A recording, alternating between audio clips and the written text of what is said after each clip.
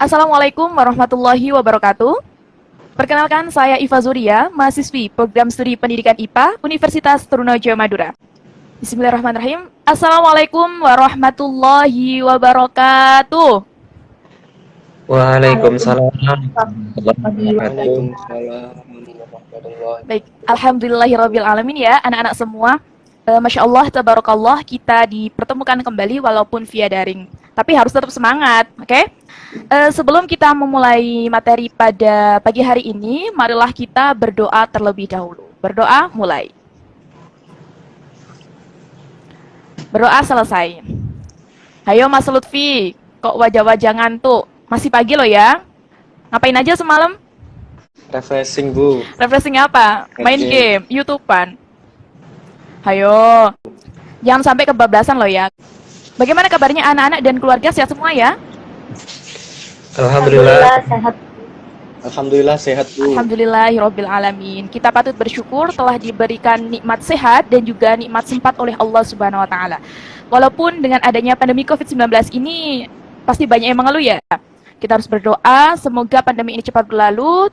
Dan intinya tetap jaga kesehatan dan tetap mematuhi protokol kesehatan yang dianjurkan oleh pemerintah. Baik anak-anak, di sini Ibu akan mengabsen satu persatu ya. Maila. Hadir, Bu. Oke, Wahab. Hadir, Bu.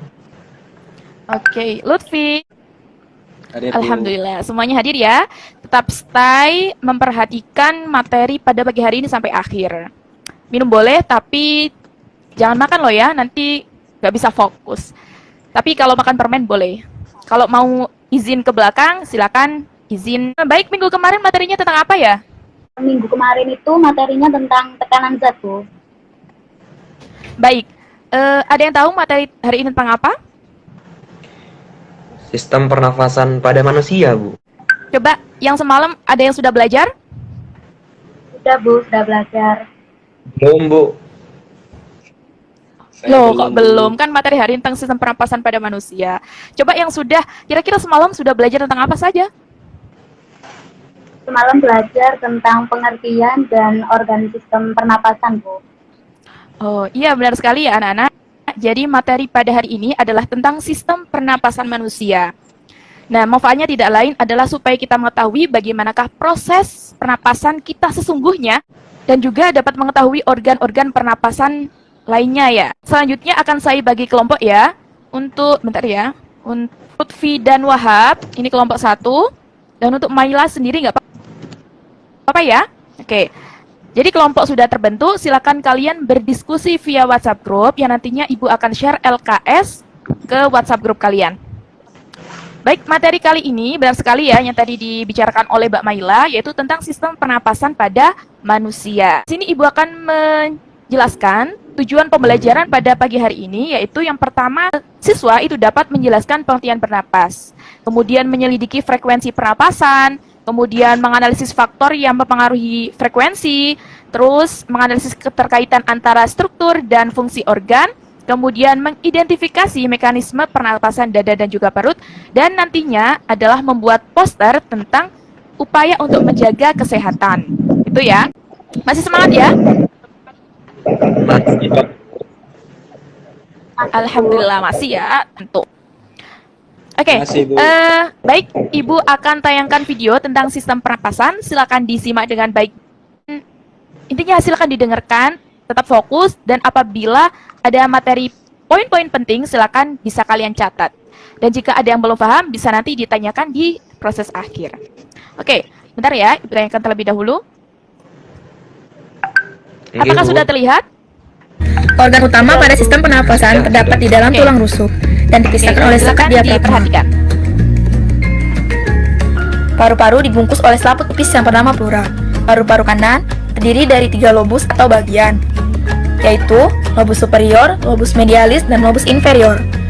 Sedangkan paru-paru kiri hanya terdiri dari 2 bagian, yaitu lobus superior dan lobus inferior. Kemudian, ada bagian yang dinamakan dengan bronkus, yang merupakan percabangan dari trakea yang menuju ke paru-paru kanan dan paru-paru kiri. Pada saat kita bernapas, udara masuk ke dalam tubuh, melewati lubang hidung, kemudian melewati faring, selanjutnya ke trakea, kemudian masuk ke dalam paru-paru melewati bronkus. Selanjutnya, udara akan diteruskan ke dalam alveolus melewati bronkiolus, kemudian masuk ke dalam alveolus yang dikelilingi oleh pembuluh kapiler. Sel darah merah di pembuluh kapiler akan menyerap oksigen dari alveolus yang berdifusi keluar, sehingga sel darah merah yang tadinya berwarna keunguan akan menjadi sedikit lebih merah karena adanya oksigen.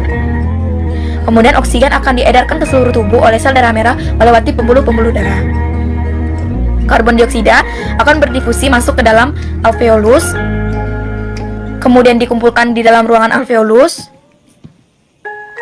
dan akan dikeluarkan keluar tubuh. Ibu kira semuanya sudah dapat mengetahui dari video tersebut karena video tersebut sudah terpapar jelas, terpapar detail tentang sistem pernapasan pada manusia. Di sini Ibu ada beberapa pertanyaan buat kalian. Apakah hari ini semuanya bernapas? Iya Bu, masih Bu. Nafas Bu. Alhamdulillah ya. Coba sih, apa yang kita masukkan dan apa yang kita keluarkan saat kita bernapas? Apa yang kita masukkan dan apa yang kita keluarkan? Yang kita masukkan yang kita itu keluarkan? oksigen, dan yang kita keluarkan itu karbon dioksida. Oke, jadi pengertian bernapas adalah Proses makhluk hidup untuk mengambil gas oksigen ke dalam tubuh dan mengeluarkan gas karbon dioksida serta uap air keluar tubuh. kira-kira Ibu tanya, apa sih manfaatnya kita membutuhkan oksigen? Ya untuk bernapas Ibu, biar tetap hidup. Ya itu tentu pasti. Coba ada alasan lain mengapa kita membutuhkan oksigen? Ya, untuk membantu fungsi sel tubuh bagi manusia dan mengoksidasi makanan, Bu. Ada beberapa manfaat kita membutuhkan oksigen, diantaranya supaya tersalurkan pada sel-sel, pada aktivitas kita, kemudian untuk mengoksidasi makanan, dan lain sebagainya. Nah, dari video yang Ibu tayangkan tadi, coba identifikasi kira-kira apa saja sih organ pernapasan pada manusia selain hidung? Tenggorokan, Bu. Bronkus, Bu. Oke. Bronkiolus, Bu. Ada lagi? Dan alveolus, Bu. Oke, siap. Sebelum kita mempelajari tentang organ pernapasan lebih lanjut, ada yang tahu frekuensi pernapasan manusia sama nggak laki-laki sama perempuan? Ada yang tahu? Nah, untuk lebih jelasnya, di sini Ibu bagi ya, untuk Wahab, posisi tiduran, dan untuk Maila, posisi berdiri, untuk Lutfi, posisi lari kecil. Nah, coba dalam waktu 1 menit saja, silakan kalian melakukan hal tersebut, dan hitung berapa kali kalian bernapas. Oke? Sudah paham? Oke, Sudah. bisa dimulai dari sekarang.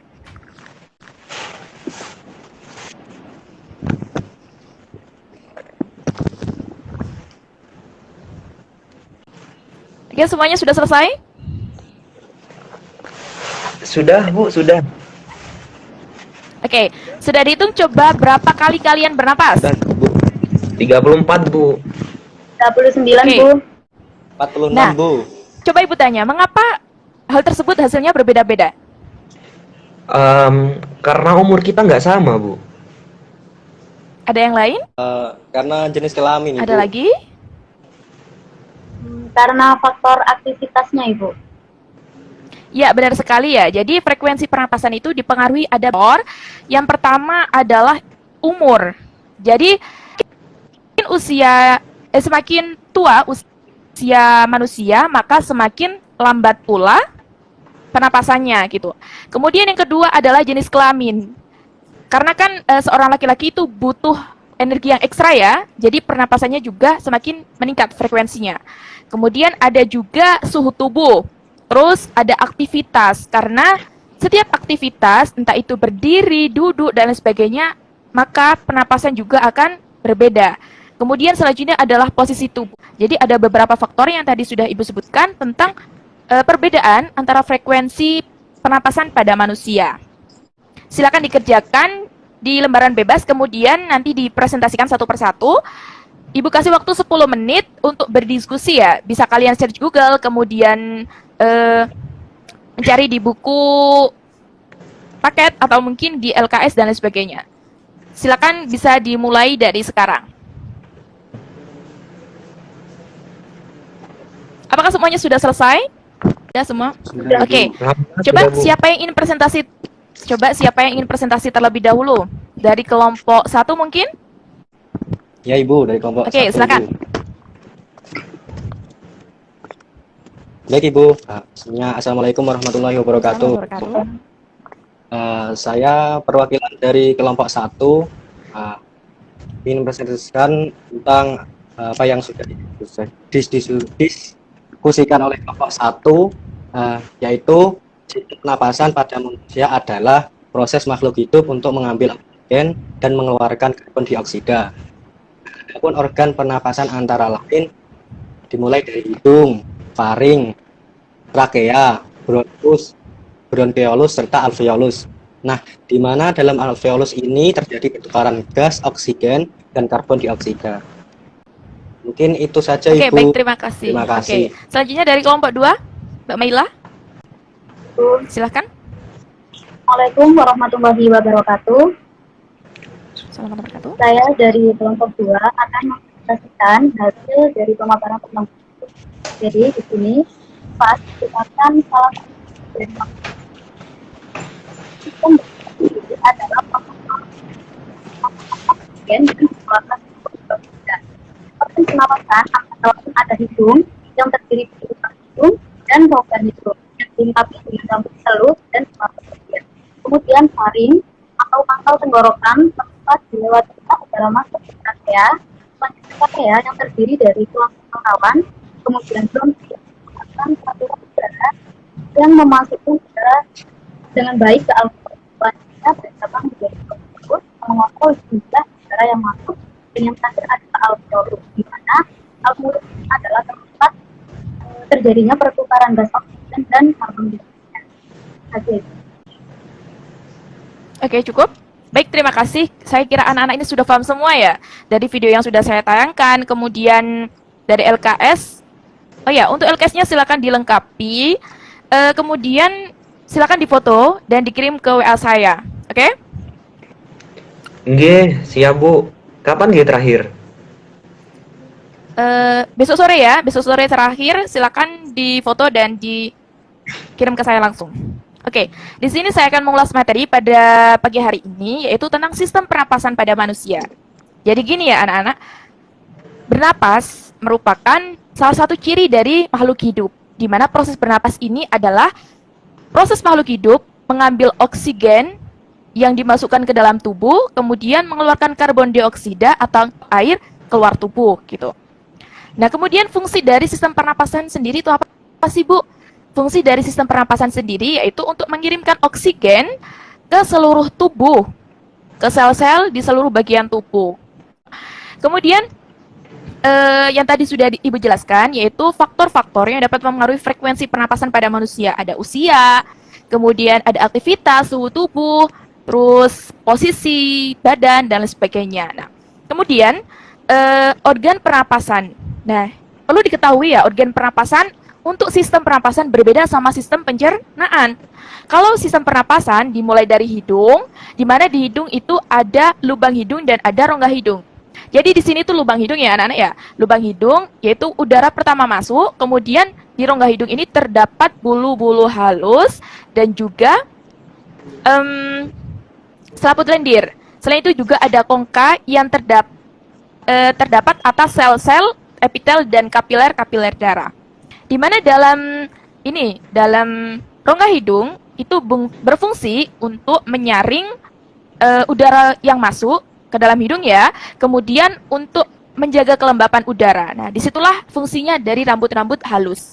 Kemudian masuk ke tenggorokan. Beda ya, bukan kerongkongan, tapi tenggorokan. Kalau kerongkongan itu adalah sistem pencernaan, gitu.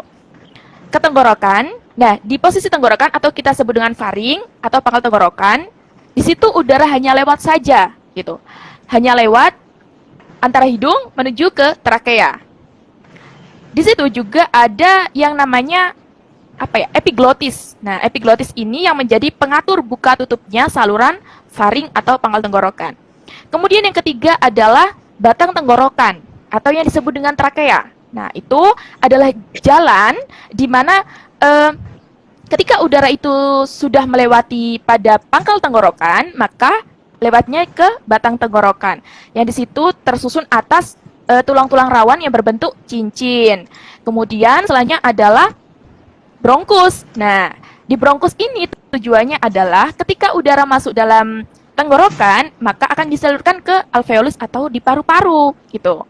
Jadi bronkus ini adalah gunanya untuk memastikan udara yang masuk itu dengan baik ke trakea ke alveolus.